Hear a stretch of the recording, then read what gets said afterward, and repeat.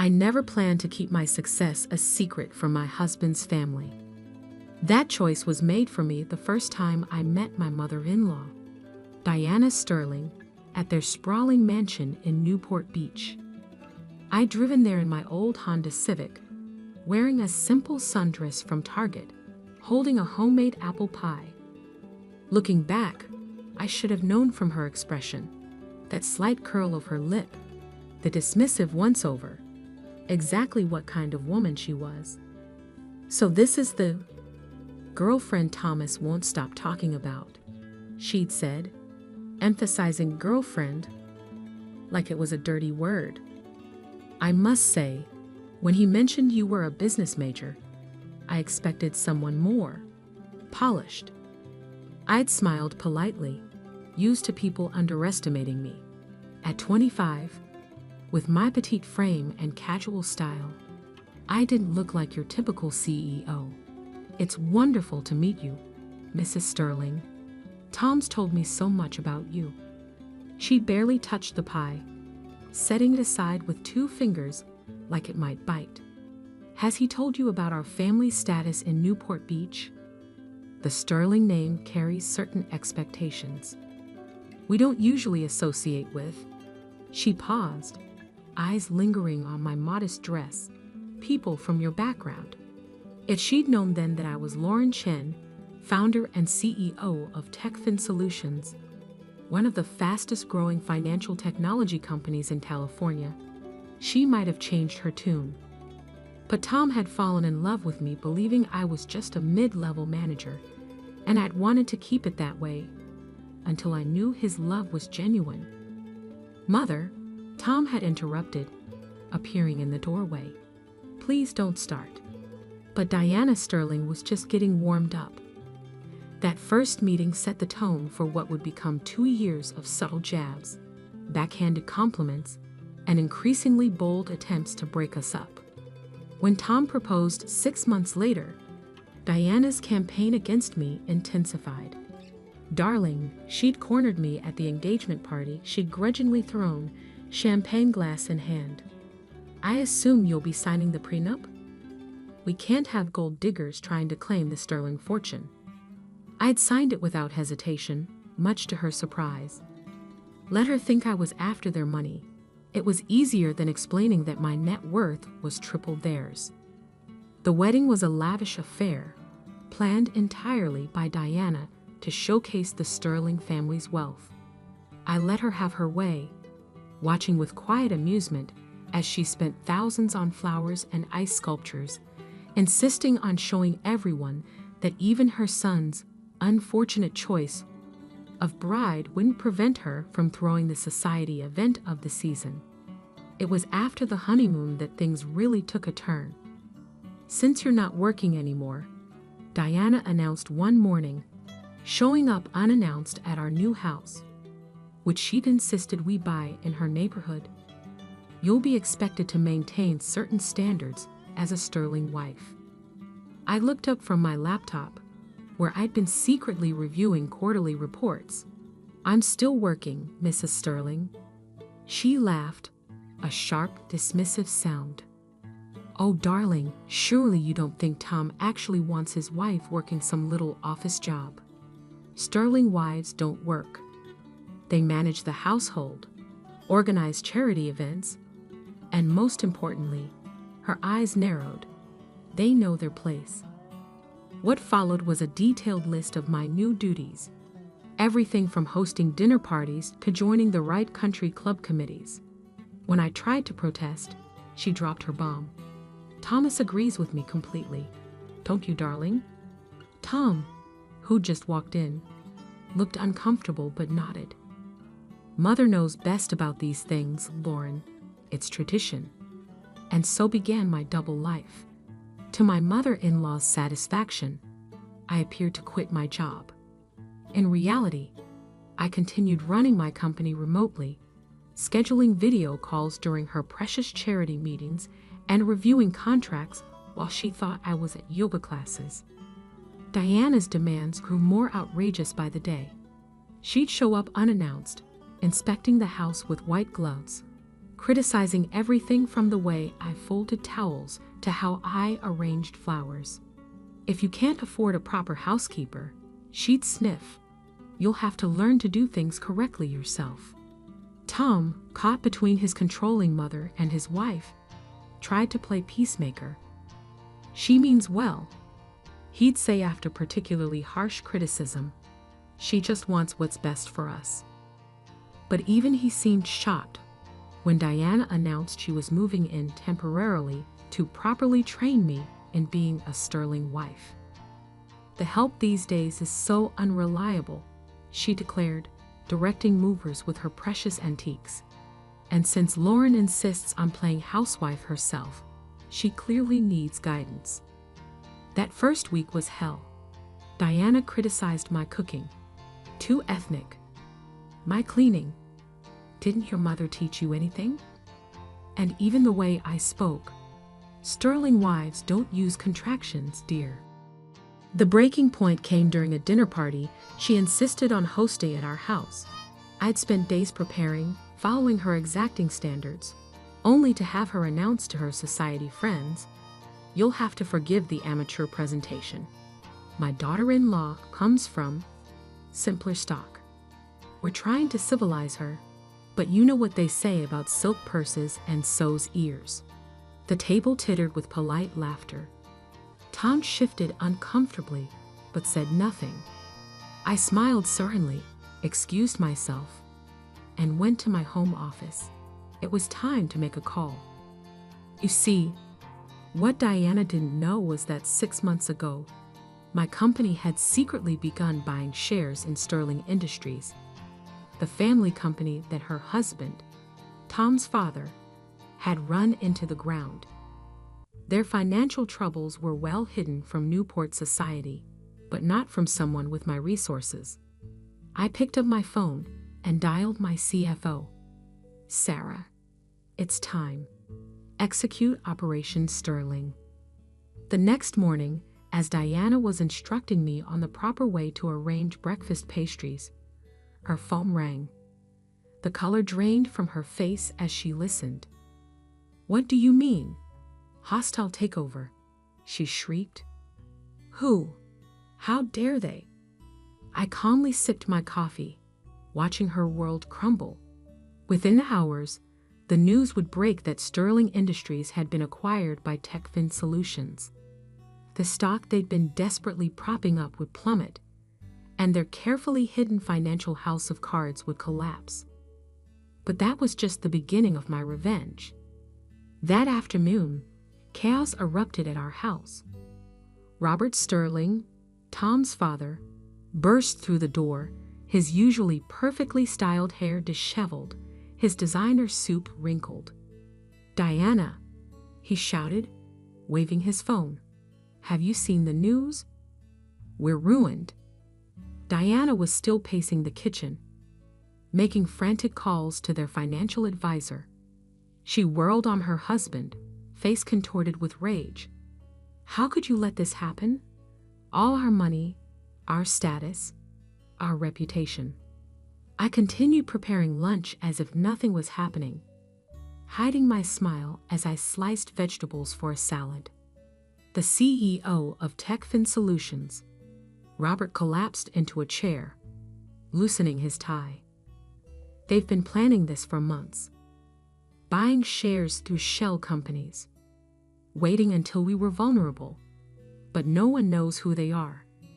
This mysterious L. Chen. I chose that moment to speak up. Actually, it's Lauren Chen. The kitchen fell silent. Diana and Robert stared at me, uncomprehending. What did you say? Diana whispered. Lauren Chen, CEO and founder of Techfin Solutions. I wiped my hands on a kitchen towel, one Diana had criticized for not being Egyptian cotton. That's me.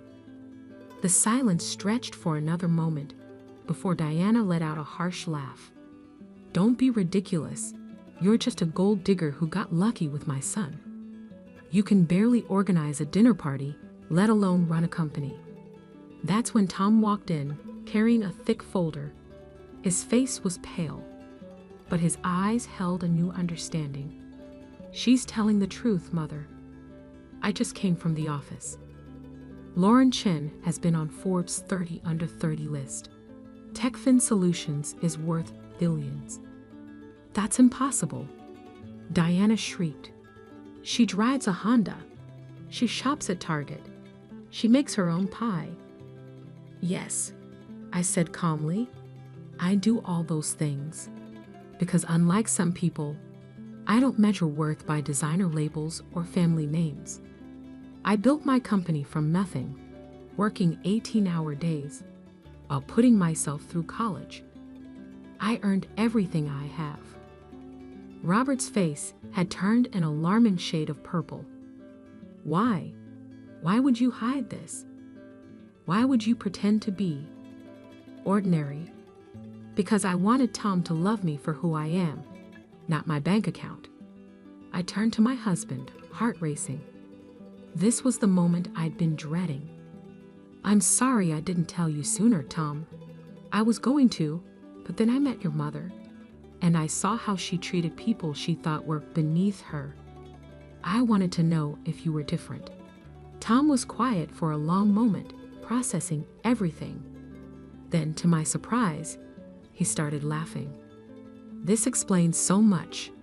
The mysterious work calls, the yoga classes that left you energized instead of tired, how you never seemed bothered by Mother's comments about money. Thomas, Diana screeched. This is not funny. She's destroyed us. No, Mother.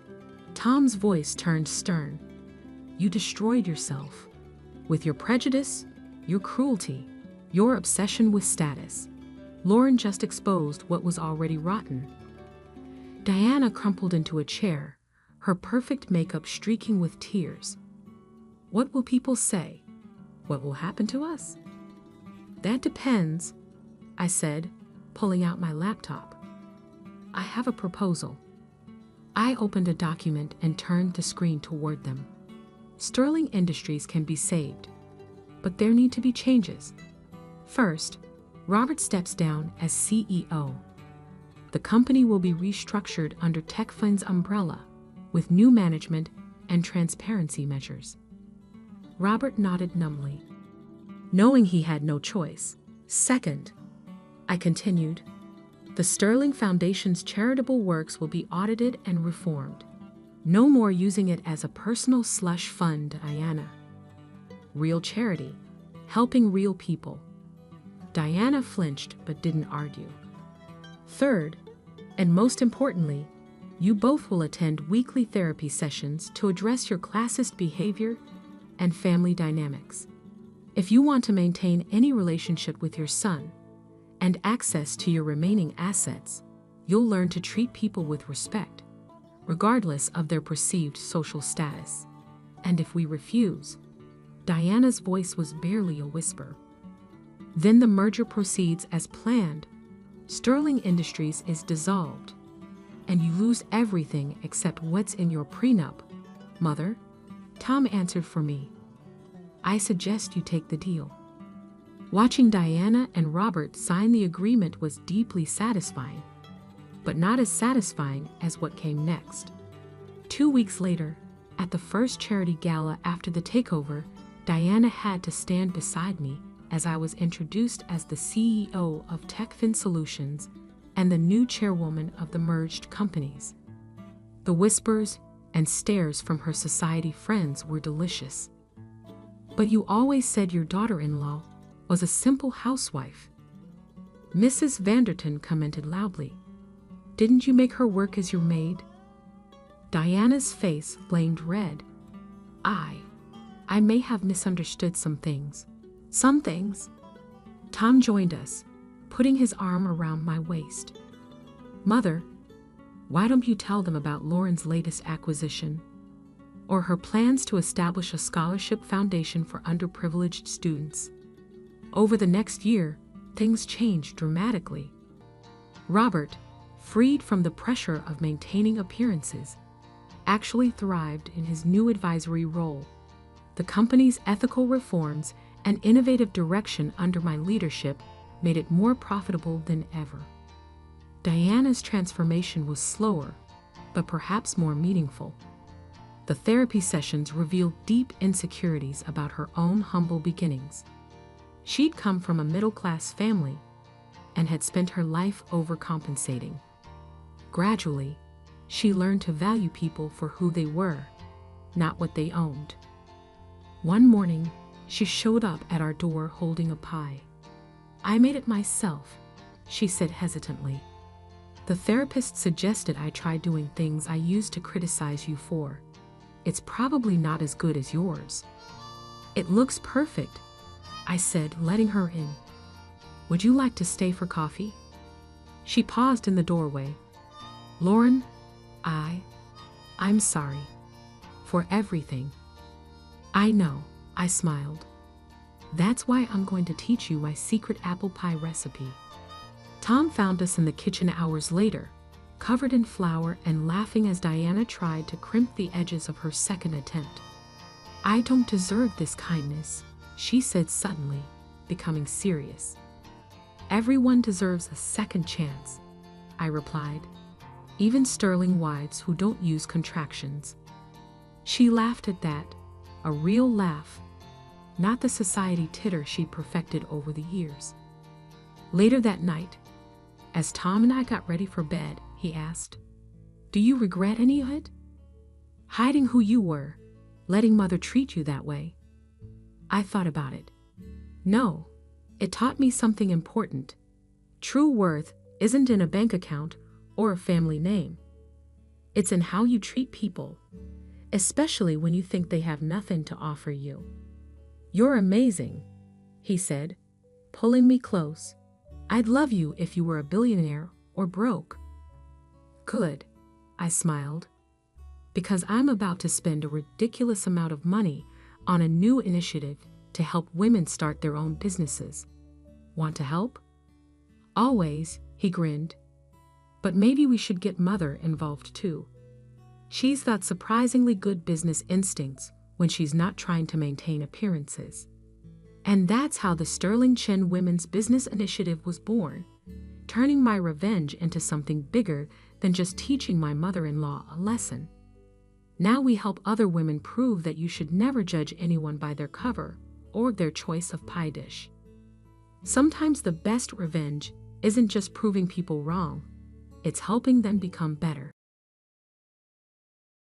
"You'll never make it without me," my father declared, standing behind his massive oak desk in the headquarters of Richardson Global. "This company is your birthright, your future. Walking away now is the biggest mistake you'll ever make." I stood my ground, holding my resignation letter steady. At 28, after 6 years of working my way up through every department of my father's company, I'd finally had enough.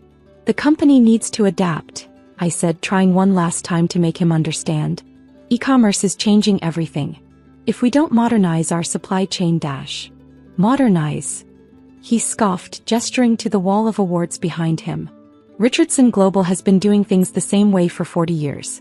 We're the largest logistics company in 3 states. What do you know about business that I don't?" I thought about the detailed analysis I'd prepared, showing how our competitors were already shifting to digital platforms. About the innovative solutions I'd developed, only to have them dismissed because that's not how we do things here. "A lot actually," I replied quietly. "But you've never bothered to listen." He walked around the desk, his imposing figure casting a shadow over me just like it had my entire life. "Listen? To what? Your crazy ideas about automation and artificial intelligence? This is a real business, Alexandra, not some tech startup fantasy. Those crazy ideas are the future.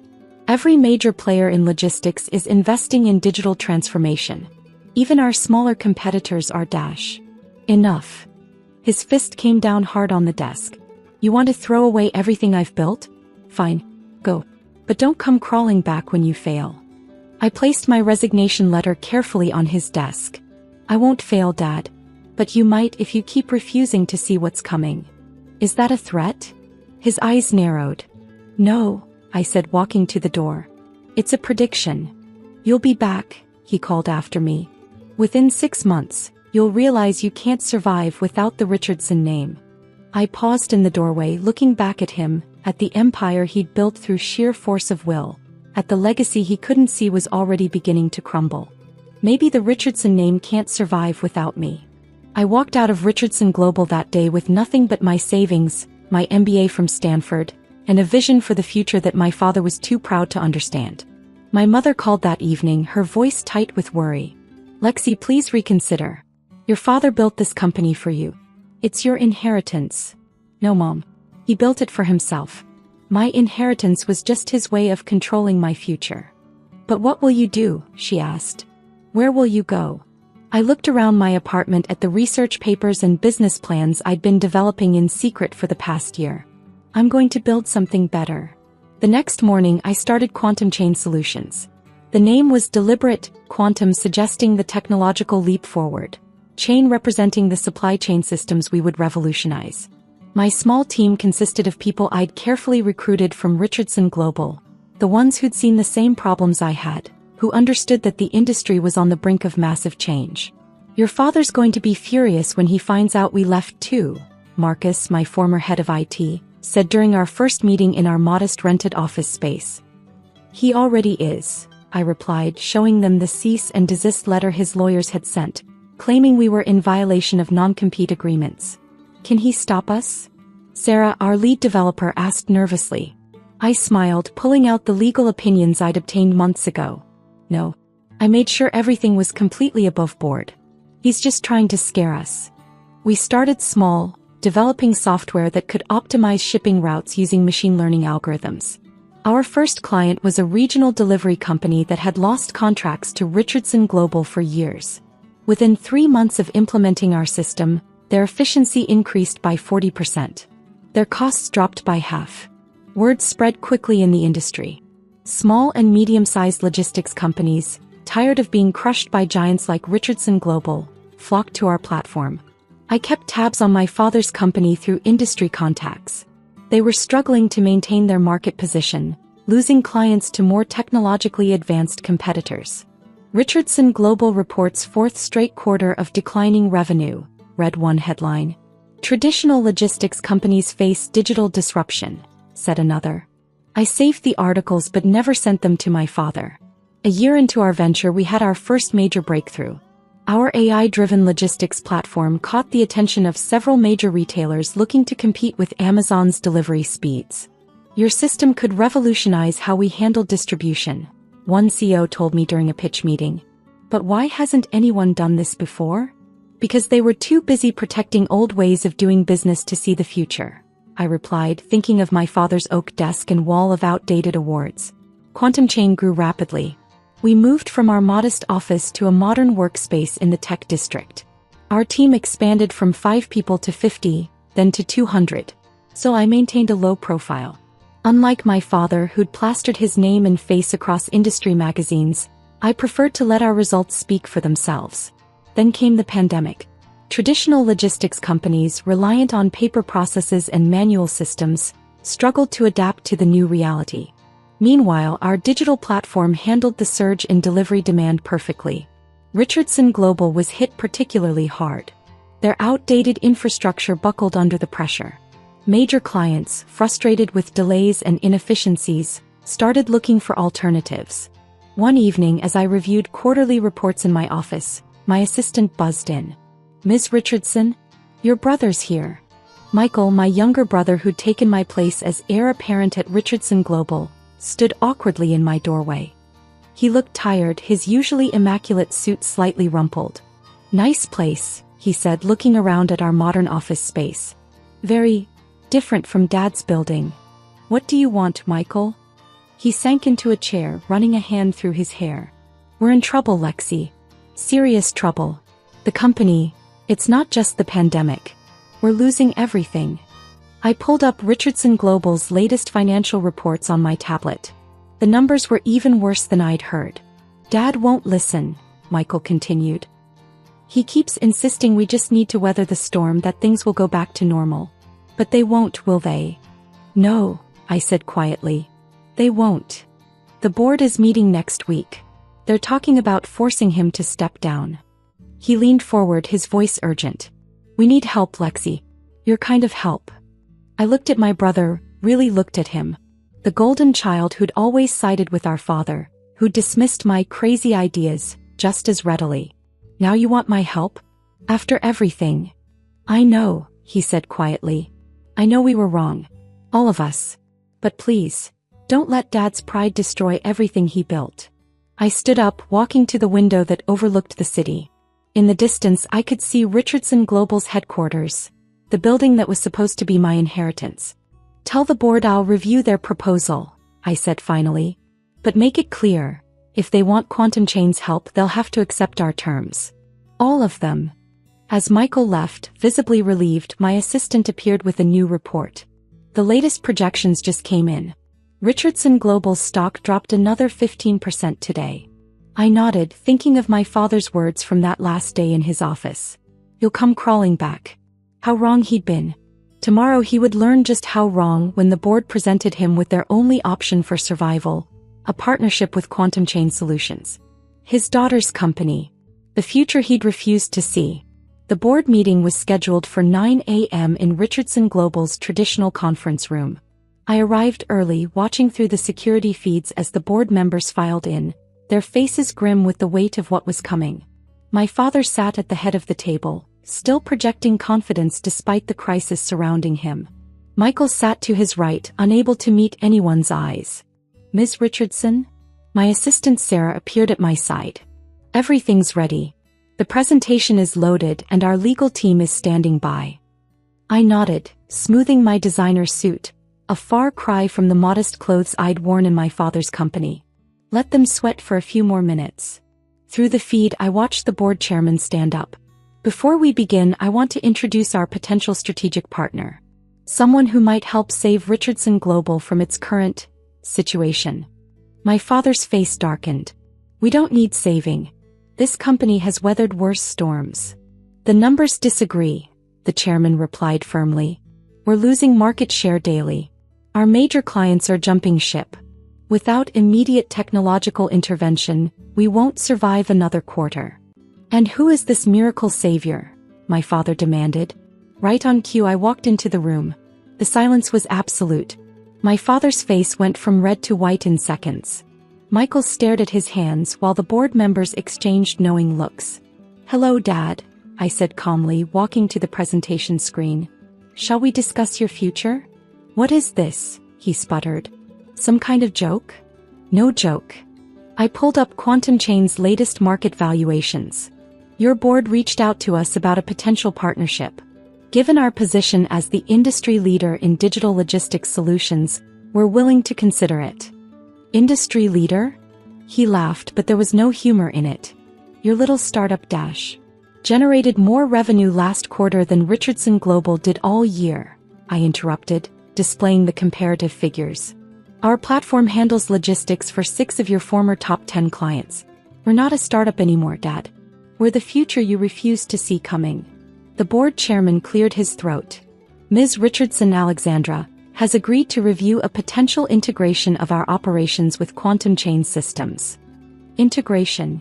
My father stood up so quickly his chair toppled backward. You mean takeover? She wants to steal my company. Your company is already dying, I said quietly. I'm offering to save it. I walked around the table, pulling up more screens showing Richardson Global's declining metrics. Your infrastructure is obsolete. Your methods are inefficient.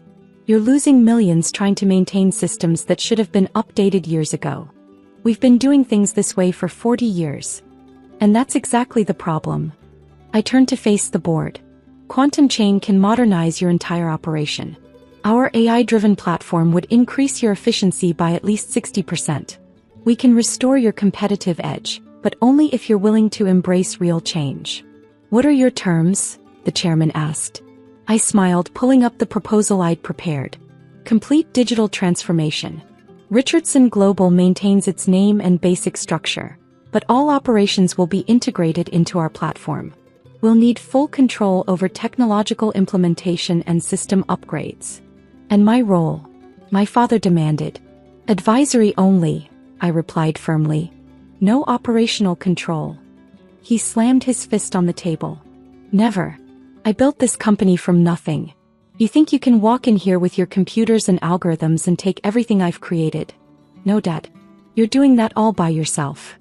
I projected Richardson Global's stock price onto the screen, a steady downward line.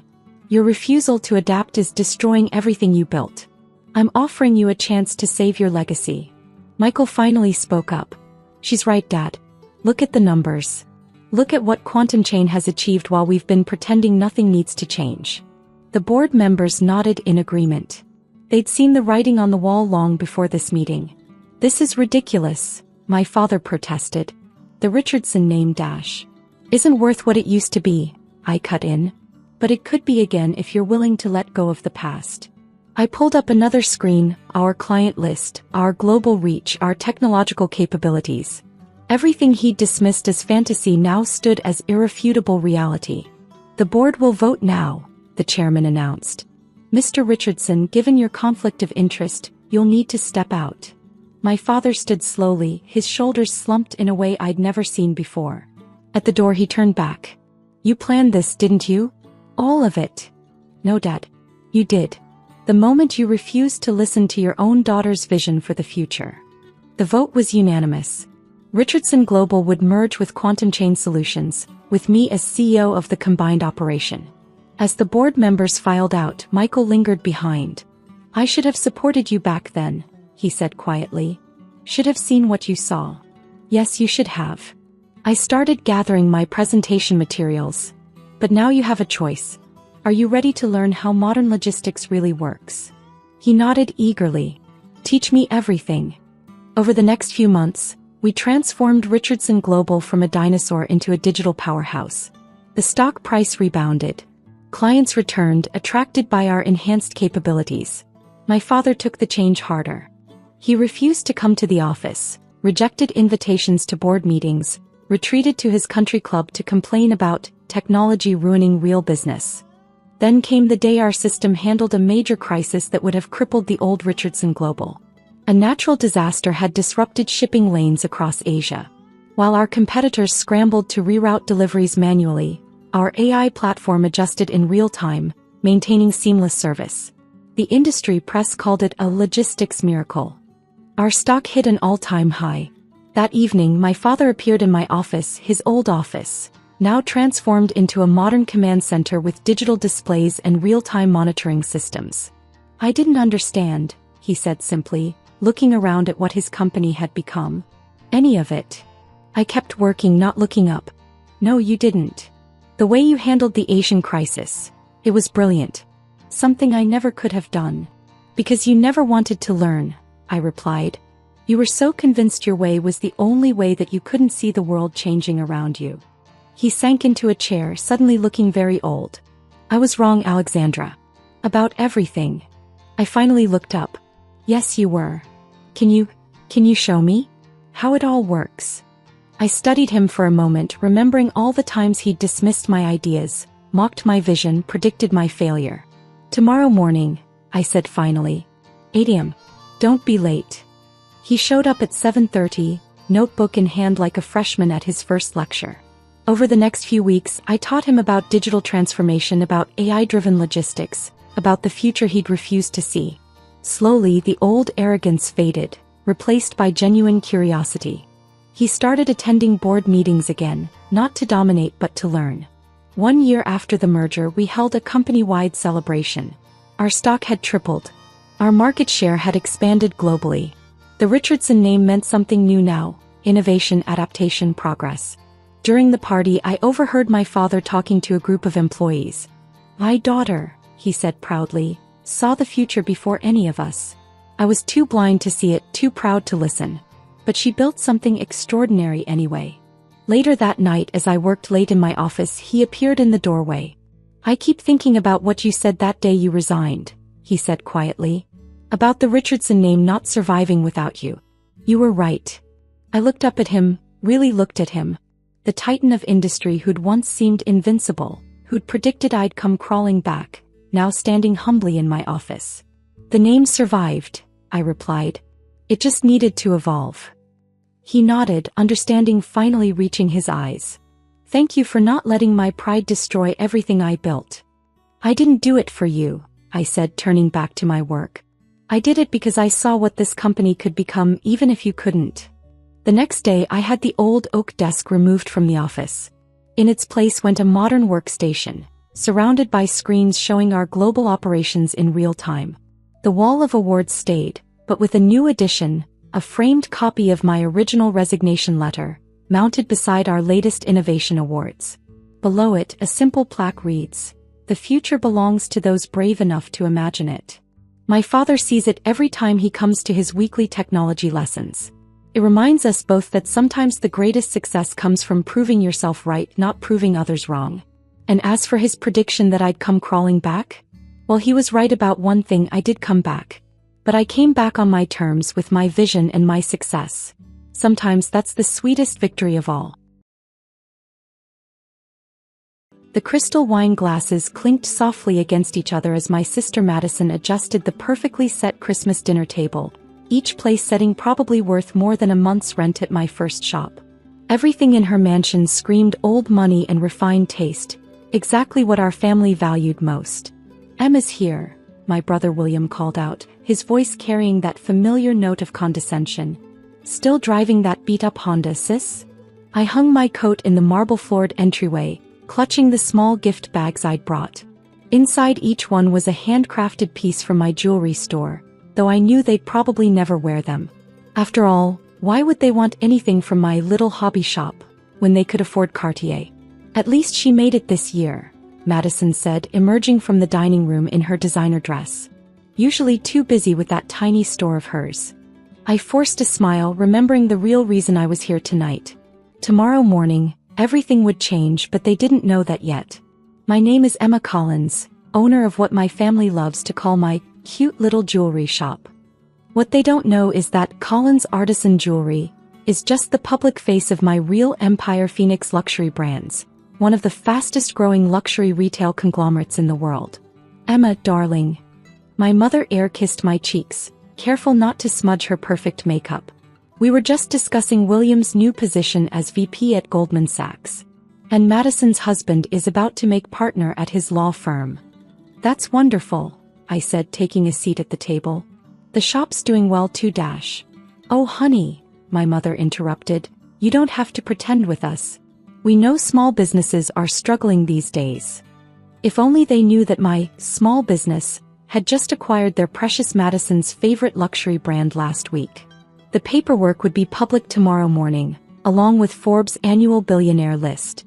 "Speaking of business," William smirked, swirling his expensive bourbon, "I drove past your shop the other day. Still in that shabby part of town, huh? You know, I could help you get a real job. Entry-level positions are always opening up." I thought about the corner office I had in my real headquarters 40 stories above Manhattan, with a view that made William's VP office look like a storage closet. "I'm happy where I am," I replied, taking a sip of wine. "Actually, we're expanding, Dash." "Emma dear," my mother cut in again, "there's no shame in admitting when something isn't working out. Your father always said you should have gone into banking like William." "Yes, my father. The man who refused to loan me $10,000 to start my business 10 years ago, calling it a waste of time and money. He'd passed away 2 years ago, never knowing that his misguided daughter had built a multi-billion-dollar empire." Madison's husband George chimed in. "You know, Emma, my firm handles a lot of bankruptcy cases. If you need some advice." I bit back a laugh, remembering how my company had just bought out his firm's biggest client last month. They didn't know that either. "Actually," I started, but was interrupted by the butler announcing dinner was served. As we moved to the dining room, I checked my phone quickly. A message from my CO, "Everything's set for tomorrow's announcement. Forbes article goes live at 8 a.m. Perfect. The dinner was exactly what I expected, a parade of my siblings' accomplishments, punctuated by concerned looks and backhanded comments about my struggling business. "Did you hear about Phoenix Luxury Brands?" William mentioned between bites of perfectly cooked prime rib. "They're shaking up the entire luxury retail market.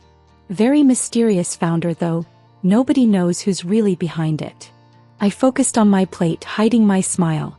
"Oh, yes, absolutely brilliant strategy," he continued. always eager to prove his business acumen. They start by acquiring small artisan workshops, then leverage the craftsmanship to build luxury brands. They've bought out half the high-end jewelry market in the past year. Including your wife's favorite boutique, dear brother, I thought to myself. Speaking of jewelry, Madison interjected, fidgeting with her massive diamond necklace. Emma, you should see the new pieces George bought me from Luminance Jewelers. Now that's real luxury. I nodded politely, not mentioning that I'd signed the acquisition papers for Luminance Jewelers just last week. Tomorrow, Madison would learn that her precious boutique was now part of my tiny shop's portfolio. You know, my mother added, it's not too late to sell that store and do something more substantial. You're not getting any younger, dear. I thought about the Forbes photoshoot I'd done last week, carefully staged to hide my face. The mysterious E.C. Phoenix, founder of Phoenix Luxury Brands, valued at $12.8 billion. Tomorrow's headline would shock the luxury retail world and my family. I'm fine, Mom. The store is doing better than you think. William laughed, nearly choking on his wine. Better? Emma, let's be real. You're running a tiny jewelry shop in the bad part of town. Meanwhile, Madison's on the board of 3 charities. I'm handling billion-dollar accounts and you're, what? Selling trinkets to tourists. I was about to respond when Madison's daughter Sophie burst into the room, waving her phone excitedly. Mom, did you see? Luminance Jewelers just announced they're being sold. All their social media accounts are going crazy. Madison's face fell. What? No, that's impossible. George, didn't you just buy me that necklace from them last week? I checked my watch, 7:45 p.m. Seems like some news was leaking early. Who bought them? George demanded, pulling out his phone. Some company called Phoenix Luxury Brands, Sophie read from her screen. They're buying like everything these days. William straightened in his chair, suddenly interested. Phoenix? They're the ones I was just talking about. Nobody knows who runs it, just some mysterious CEO who never appears in public. I heard they're announcing their full portfolio tomorrow, George added, scrolling through his phone. Along with the founder's identity. It's been the biggest secret in the luxury market. I stood up, gathering my things. I should probably head out. Big day at the shop tomorrow. Oh honey, my mother sighed, don't work too hard at that little store. There's no shame in admitting defeat. I hugged her goodbye, knowing it would be the last time she'd ever call it my little store. Thanks for dinner, Madison. William, good luck with those billion-dollar accounts. As I drove home in my beat-up Honda, actually a carefully chosen prop to maintain my cover, I called my assistant. Is everything ready for tomorrow? Yes, Miss Phoenix. The Forbes article goes live at 8 a.m., followed by the press conference at 10. Your family's going to have quite a morning. I smiled, thinking about the look on their faces when they realized that their failing sister was about to become one of the most powerful figures in luxury retail. One more thing, I added. Send a messenger to Madison's house tomorrow morning with the latest financial reports. I want them to see exactly how tiny my business is. Back in my real home, a penthouse overlooking Central Park, I changed out of my deliberately modest dinner outfit into something more fitting for a billionaire suit. Tomorrow I would finally step out of the shadows, revealing to the world and my family that the mysterious E.C. Phoenix was actually Emma Collins, the sister they'd mocked for a decade. I picked up the latest acquisition report from my desk. Phoenix Luxury Brands now owned 40% of the high-end jewelry market, including every boutique my sister shopped at and every brand my brother invested in. We were about to announce 3 more major acquisitions, sending shockwaves through the luxury retail world. Not bad for a tiny shop, I thought, pouring myself a glass of champagne that cost more than my siblings' monthly salaries combined. Tomorrow would be interesting indeed. The next morning I sat in my real office, a stunning glass-walled sanctuary atop the Phoenix building watching the sunrise over Manhattan. In exactly 1 hour Forbes would publish their annual billionaire list, and my carefully constructed facade would crumble. My phone buzzed. A text from Madison, turn on CNBC. They're talking about Phoenix Luxury Brands again. I smiled, switching on the massive wall-mounted screen. The financial news anchor was mid-sentence. And sources say the mysterious founder of Phoenix Luxury Brands will finally be revealed today, along with several major acquisitions that could reshape the luxury retail landscape. Another text, this time from William. Are you watching this? Biggest story in luxury retail. This is what real business looks like, sis. If only he knew. At exactly 8 a.m. my phone exploded with notifications. The Forbes article had gone live. I opened it, already knowing what I'd see. Unveiled. The secret billionaire behind Phoenix Luxury Brands by Forbes staff. In a shocking revelation that's sending ripples through the luxury retail world, Forbes can exclusively reveal that E.C. Phoenix, the mysterious founder of Phoenix Luxury Brands, is Emma Collins, a 35-year-old entrepreneur who started with a single jewelry store 10 years ago. Collins, who ranks number 3 on our billionaire list with an estimated net worth of $12.8 billion, has built her empire in complete secrecy, transforming a small artisan jewelry shop into one of the most powerful luxury conglomerates in the world. The first call came 3 minutes later. Madison. I let it go to voicemail. Then William. Ignored. My mother. Declined. My assistant's voice came through the intercom. Ms. Collins, your siblings are in the lobby. They're quite insistent about coming up. I checked my appearance in the reflection of the window. Designer suit perfectly pressed, not a hair out of place. Send them up. The elevator doors opened and there they stood. Madison, her perfect composure shattered. William, his face red with a mixture of anger and disbelief.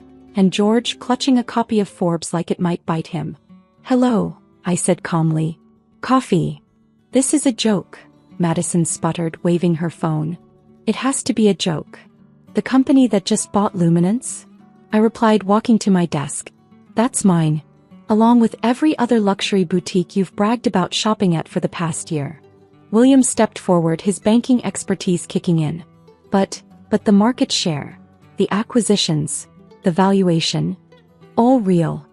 I pressed a button and the wall of screens behind me lit up, displaying Phoenix Luxury Brands' portfolio. Every brand, every boutique, every acquisition, all built from that tiny shop you loved to mock. But last night, Madison collapsed into one of the visitor chairs. You let us laugh, make jokes, offer bankruptcy advice. I smiled. Yes, I did. I wanted one last family dinner with the old dynamic. For posterity. George was frantically scrolling through his phone. The firm's biggest client. The luxury mall development. Also mine, I confirmed. Phoenix Retail Properties, a subsidiary of Phoenix Luxury Brands. We own 60% of the high-end retail space in Manhattan. The elevator dinged again. My mother stepped out, looking like she'd aged 10 years overnight. Emma, she whispered. Why didn't you tell us? I leaned back against my desk, taking in their shocked faces. Tell you what, exactly? That the daughter you dismissed as a failure built a multi-billion-dollar empire? That while you were bragging about charity boards and VP titles, I was acquiring the very brands you used to prove your success. We could have helped, William protested weakly. Like you helped when I asked Dad for a startup loan? Like you helped when you told every family friend not to invest in my doomed business. Madison stood up suddenly. The Christmas gifts. Those jewelry pieces you gave us. Original Collins artisan pieces, I nodded. Worth about $500,000 each now since we limited production. Though you probably threw them in a drawer somewhere, didn't you? My mother stepped forward, tears in her eyes. Darling, we never meant to. To what? Humiliate me at every family gathering? Treat my business like a joke? Spend years telling me to give up and get a real job? I walked to the window, looking out at the city I now partially owned. Do you know why I kept the shop? Why I pretended to be struggling while building all this? Because I wanted to see if any of you would ever support me without knowing about my success. If you would ever value me for more than just status and money. The silence in the room was deafening. The press conference starts in an hour, I continued. Phoenix Luxury Brands is announcing 3 more major acquisitions, including the takeover of our largest competitor. After that, I'm doing an exclusive interview with Forbes about the secret billionaire story. What do you want from us? William asked quietly. I turned to face them. Nothing. I have everything I could want. The question is, what do you want from me? Madison stepped forward, her designer heels clicking on the marble floor. Emma, we're family. Family. I laughed. Last night you were embarrassed to claim me as family. What changed? The number in my bank account. We were wrong, my mother whispered. So terribly wrong. I picked up a folder from my desk and handed it to her. Inside were photos of my first shop, newspaper clippings of my early success, and the original business plan my father had called a waste of time. Yes, you were. Every time you mocked my tiny shop, I was signing million-dollar acquisition deals. Every time you gave me career advice, I was building an empire. Every time you pitted me for my struggling business, I was buying out your favorite luxury brands. The morning sun streamed through the windows, casting long shadows across my family's shocked faces. On the screens behind them, CNBC was still discussing the Phoenix luxury brand's revelation, my high school graduation photo now plastered across financial news worldwide. The press conference starts soon, I said, checking my watch. You're welcome to stay and watch. See what a real job looks like. They stayed, of course. Sat in stunned silence as I revealed the next phase of Phoenix luxury brand's expansion to the world. Watched as their failing sister announced acquisitions worth billions, outlining a vision that would revolutionize luxury retail. Afterward, as reporters clamored for interviews and photographers captured the moment the secret billionaire emerged from the shadows, Madison approached me. "The necklace you gave me last Christmas," she said quietly. I did keep it. It was beautiful. I was just too proud to admit it. I nodded. Pride seems to run in the family. What happens now? William asked, his earlier arrogance replaced by uncertainty. Now. I smiled. Now I run my empire openly. No more hiding, no more pretending. And you all get to decide whether you want to be part of my success story or just another cautionary tale about judging too quickly. My mother stepped forward one last time. Your father. He would have been proud. No, I corrected her. He would have been surprised. There's a difference. That evening, after the media frenzy had died down, I returned to my tiny shop. The place where it all began. The modest storefront still bore the simple sign, Collins Artisan Jewelry. I unlocked the door, breathing in the familiar scent of leather and metal.